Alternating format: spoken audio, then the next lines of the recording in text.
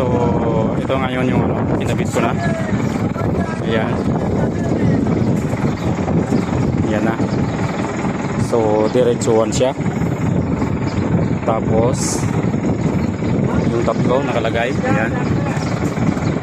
Bubunutin ko na to. Ngayon inikot ko na yan. Mabigat nga lang, mabigas, pero umaakyat. Ayan, umangat na siya. Ayan o, kita naman ang umangat na. So kailangan nung pagkabit nito pantay. Kung ilan yung layo dito, ganun din yung layo dyan sa kabila. So ito, ayan, nakatutok yan dun sa ano, dun sa may gatla na kunti dito, kaya para sentro siya. Ayan o. So ginagamitan ko ng tubo. Ayan. O. Sana nga hindi ako magka-problema ng mano, matanggal lang siya maayos. Yung bang hindi gaanong mabigat na ikutin, pero ano siya, mabigat siyang ikutin, pero naiikot pakunti-kunti habang pinapalo dito ng martilyo. So ngayon may nakatutok pa yan na ano, mamaya pag medyo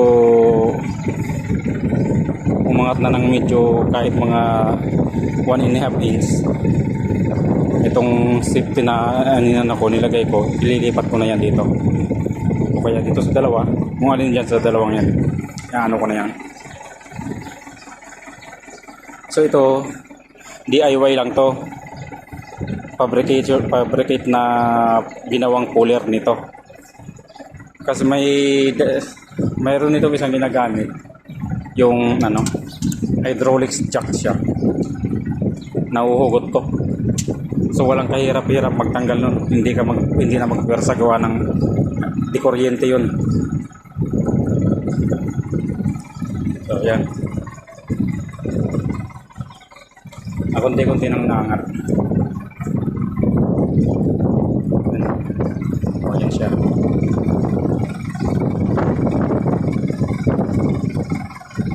May kabigatan talaga yung pag-ikot, pero sige lang, madadahan-dahan din yan.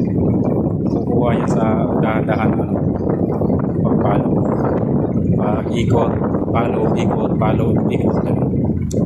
Ganun ang nangyari dito.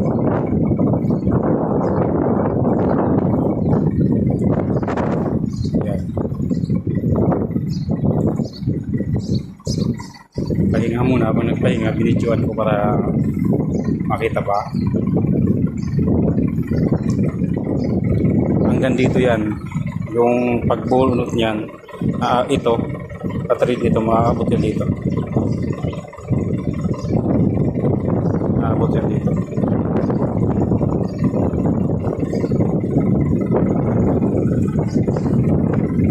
Sige po mga lods, salamat sa panonood.